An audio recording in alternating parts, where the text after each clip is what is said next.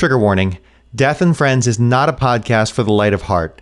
Many dark and serious subjects will come up. Listener discretion is advised. Hola, skeleton army. Jesus, Nash. Oh, man. I thought, we're in Mesoamerica this week. I thought I would try to, the thing with the language.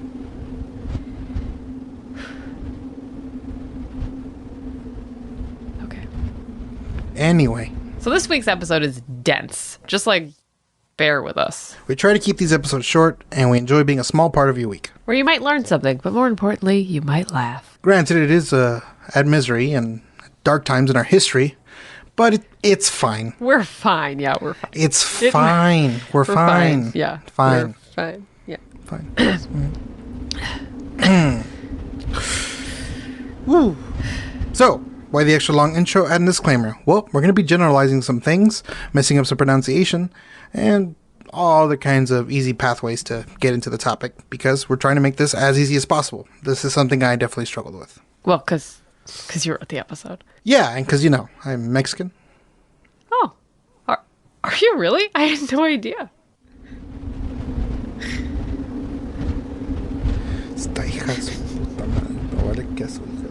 Play the song. All right. Here we go. Death comes for us all. You might as well make it your friend. Your friend. With us on Death and Friends.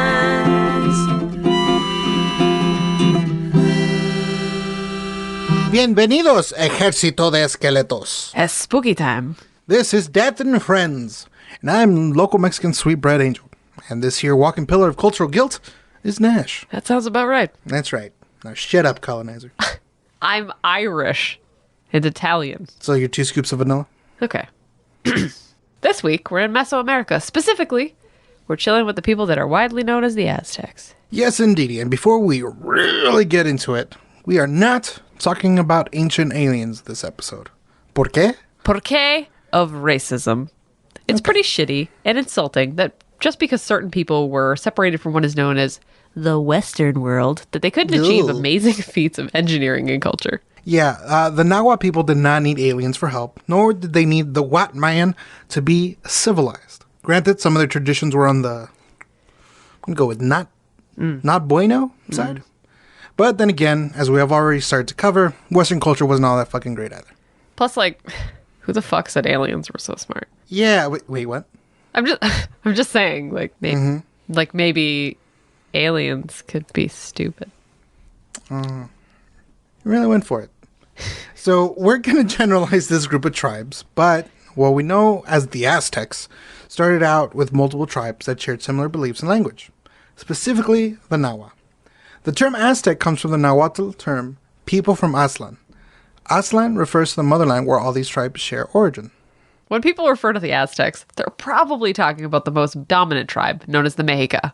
In the before times, which is a very, very technical historic term. Yes, very technical. They traveled to what is now known as Lake Texcoco. According to Aztec lore, the god Huitzilopochtli.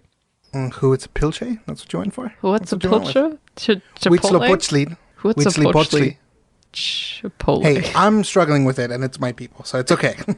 But let's put some elbow in it. A little, put your back into it a little bit. All right. That's all I'm asking. The god Huitzilopochtli, tricky even for me, is the god of the sun. Oh, and also the god of war, because reasons. Yeah, the most metal of all gods, really. Hell yeah.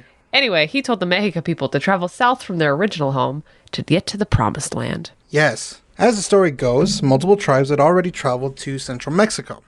The valley was rich and fertile, and the Mexica, we're going to try our best here, were the last to arrive. So the other tribes controlled most of the area already. The Mexica landed in Chapultepec around 1250. But the thing is, nobody wanted them around. So they did what they did best. They started fighting with everybody. And you think they won, right? Right? Yeah, no, they got bodied.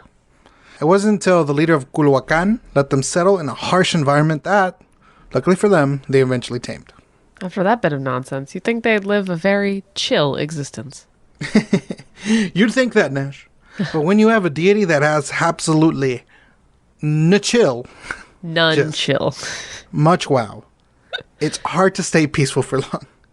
For this next part, I mean, I wanted to say this next part, for the Lord and, mi gente. But, quite frankly, it belongs in Fun facts with Nash. Not actually fun. Wow, really? Yeah, go for it, kid. Oh my god. Okay. The god Hutzpah demands Okay. a sacrifice. Huitzilopochtli. Huitzilopochtli? Yes, you nailed it. Nice.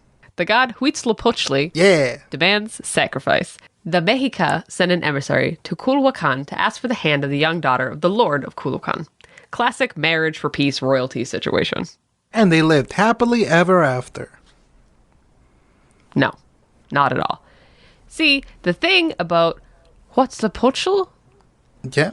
is that he's all about blood and gore. Hell yeah. Hell yeah. So they bring her home.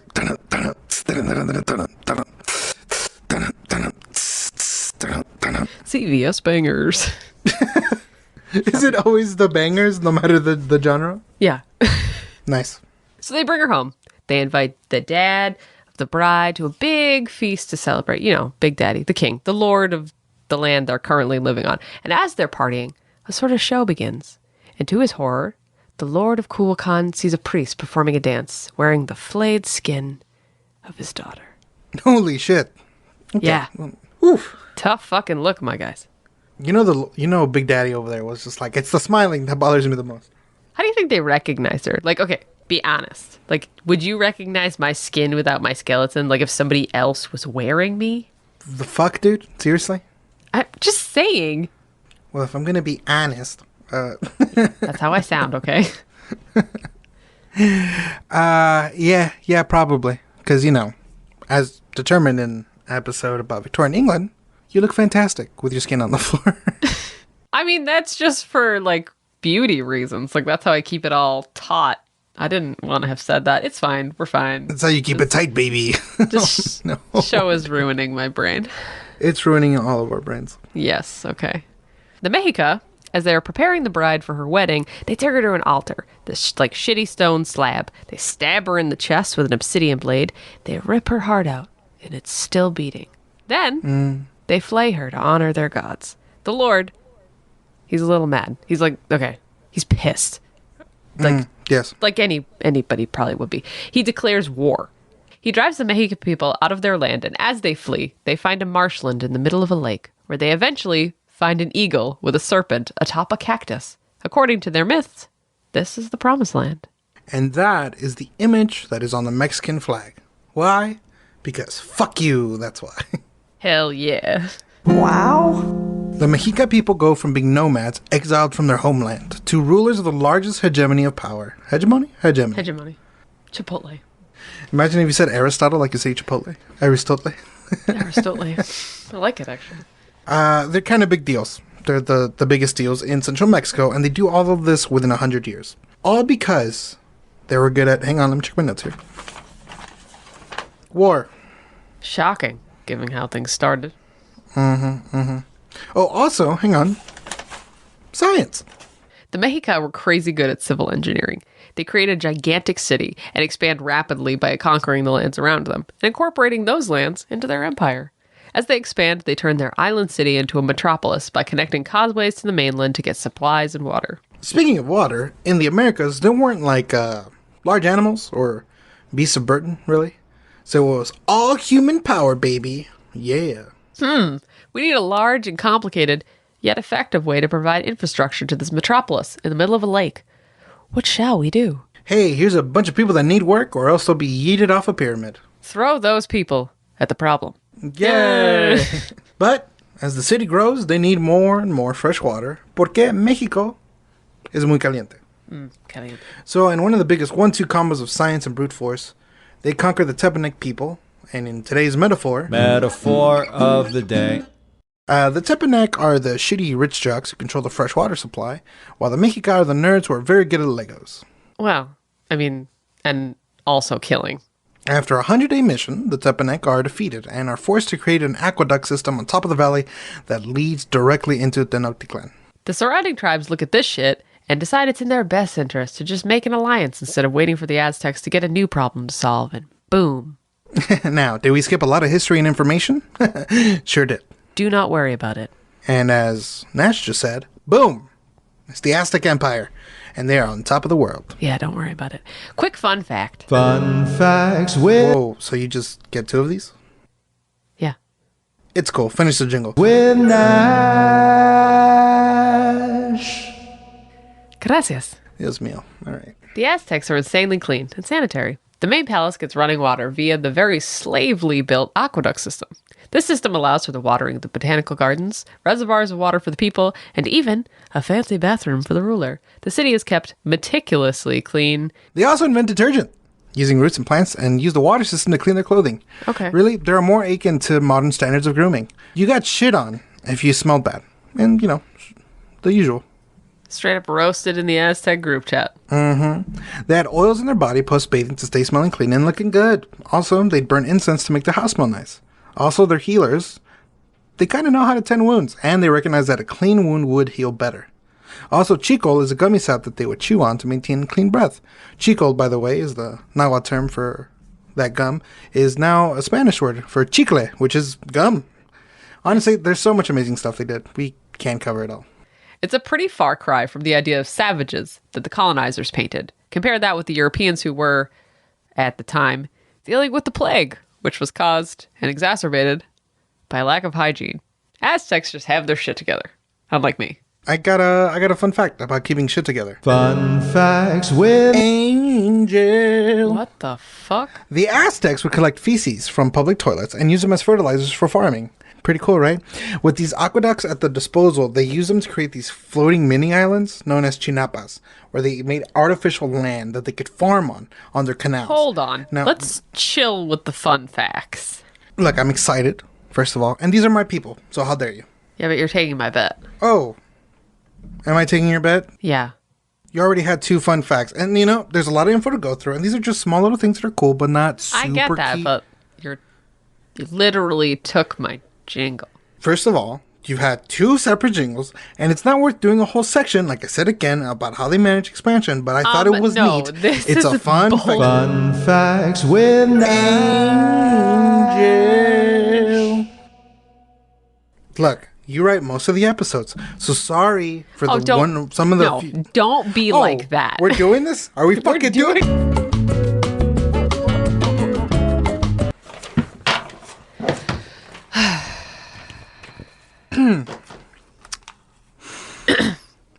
Go ahead. No. You go. No, please go. No. This is your episode. These are your people. You go. Oh, okay. Well, you didn't have to go that route, but Okay, sorry. Fine. I'll do it. The Aztec Empire expands with their leader, Montezuma I, who leads them into having an empire of over 15 million people. By 1502, his successor Ahuizotl has expanded the empire outward, reaching modern-day Guatemala. They set up superhighways and begin building Templo Mayor, the Great Temple, a 15-story temple, essentially as a giant flex, but they pretend it's to honor the gods of rain and war. It's built with volcanic stone so it wouldn't sink. It's plenty sturdy. And then every couple of years, the bodies they pile up at the bottom. They get real dirty, and these people were cleanly, so they just build another temple right on top of it, casing the old one in, and just keep on going. Until it gets bigger and bigger and taller and taller. Yeah. Honestly, we didn't do justice to how well the Aztecs kind of handled all this, but we tried. Yeah. And the myths alone are rich and the lore is deep. But we hope the Cliff Notes version works. For now, that is. So how does this great empire get covered by a podcast about the history of death? Let's talk about human sacrifice for a bit. Yes, let's. Okay, you're smiling a little too hard. I love doing this podcast. They're like doll's eyes. Morbid? Let's get this out of the way. Apocalypto was a terrible movie. I will not be taking questions at this time. Good. Yep. Thank you for not asking questions. While many ancient cultures have human sacrifices part of their deathways and or rituals, the Aztecs were goddamn professionales. The Aztecs valued human sacrifice and blood immensely. They felt it was the only way to appease the gods. By the time old Ahuitzotl met his end, ritual killings were institutionalized. He was like the giant juice man, only it wasn't fruit punch, it was blood. You know, the guy that kicks down your door? The Kool-Aid Man? Yeah, the scariest person to ever live. You forgot what the Kool-Aid Man was called. I'm sorry, I was busy being worried he was going to take down any wall in my house because he's full of juice. The Juice Man. The giant juice man.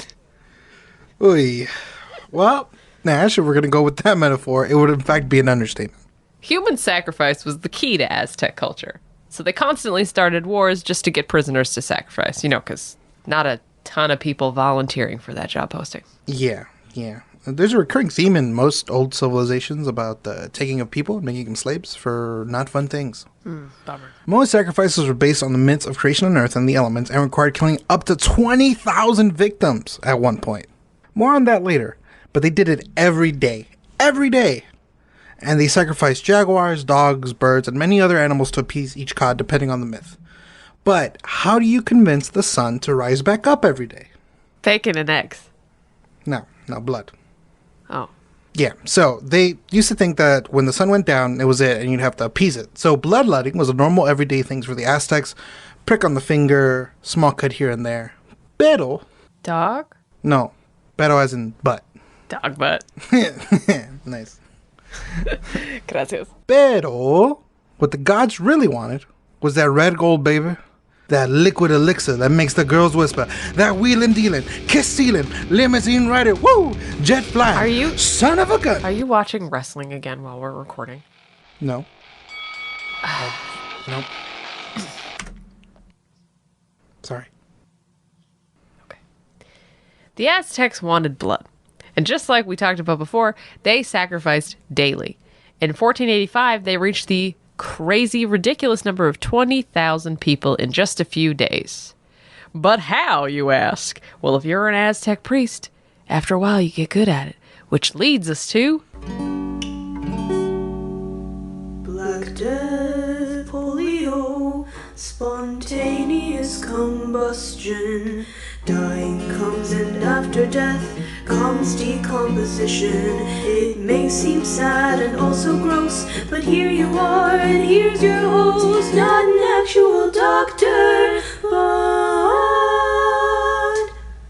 it's medical facts with Dr. Nash. Wait, what? That's right. It's Brittany, bitch. I'm doing medical facts this time. What the fuck? Hell no. You mother...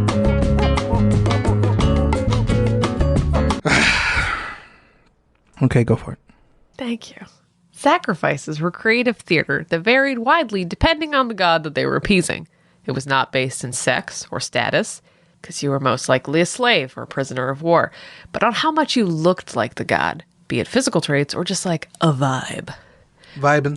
Yeah. For Super Bummer example, they would sacrifice children specifically because they thought youngster baby tears would satisfy the god of rain. Woof. Yeah. But when we think of Aztec sacrifices, we usually think of it in terms of cutting the heart out of a sacrificial lamb. Well, not a lamb, a person, actually, and some sort of gruesome, terrible thing. But here's the crazy part. It was actually pretty surgical. Let's say you're an Aztec sacrifice. Yeah. You. Listening. You right there. Oh, no. Yeah. Eating your bagel. Yeah. Just snacking. You're placed at an altar on top of a pyramid. The priest stabs you with their obsidian blade starting at your belly button in a straight line all the way to just below your rib cage. Or, if they're in a hurry, across the top of your diaphragm just under the rib cage. At this point, you're probably pretty close to dead or in severe shock. So they just reach in, give a good yank, and pull out your still beating heart. It's theorized that the priest could sacrifice a person in 60 seconds or less.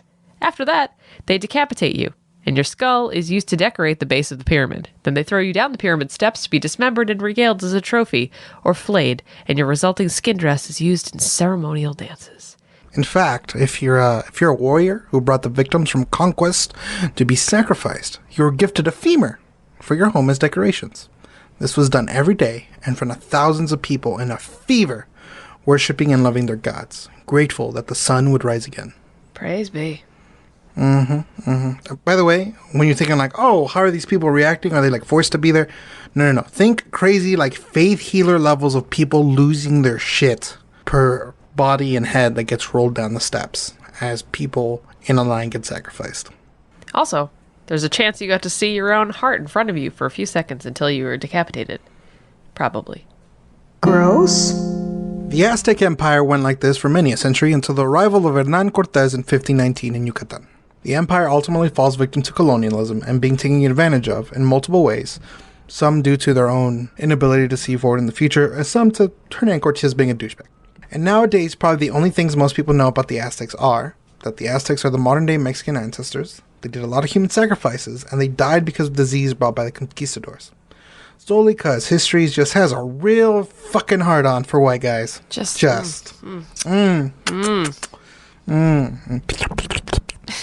Yep, white guys. Even if they speak Spanish. So, did we do justice to the history of the Aztecs? Maybe not. But we did try to show you how dope they were, and how incredible the civilization was. We'll be back to Mesoamerica soon, but for now, we hope you learned a thing or two. I learned a whole lot about my own culture, actually. I would argue that I overprepared. And one day, maybe on ye old Patreon, or some other way, I'll do an episode about how bonkers this all really was. Yeah. Anyway, this one was for my dear Mexico. Lindo y querido. And on that cheesy note, that's the episode. A special thanks to you, our favorite listener. Remember to subscribe on iTunes, Spotify, or wherever you get your podcasts. A rate and review would also be nice. And you can also follow us on Instagram and Twitter. I'm at Gorilla Jokes. And I'm at It's Nash Flynn. And of course, follow the podcast at Death and Friends Podcast. Thanks, Harry Potter. And hey, if you love the show, we've got a Patreon now. It's mostly to cover our sound guy's medical bills, because in order to properly write medical facts, we expose Dom to all the illnesses and ways to die we talk about in the show. Yeah, did we both need to be elbow deep in his chest cavity this time? No, yes. But, you know. For science. Science. Yeah. He does not feel great without his skin. Yeah. But he'll be fine. He's fine. It's fine. Yeah, he is. He's going to make a full recovery. So check it out at patreon.com/deathandfriends. And remember, you are loved, you matter, and if you don't want to be your own friend, we will be your friend. The potluck is next Saturday, but please, don't bring the mac and cheese. Denise already said she was going to, and it's a whole thing now. Oh, she's the fucking worst about that. God damn It's so bad. It's not even good mac and cheese. She uses cottage cheese. It's literally so gross. It's the worst. Until next time, Skeleton Army. Love you. Te quiero mucho. This has been a Knavery Inc. podcast. Go to knaveryinc.com for more details. Executive produced by Jacob Duffy Hallbleib. Audio design by Dominic Wanzon. Themes and transitions by Amy Doe. The fuck is a knave? Remember, this is a comedy podcast? Don't use it in your research papers.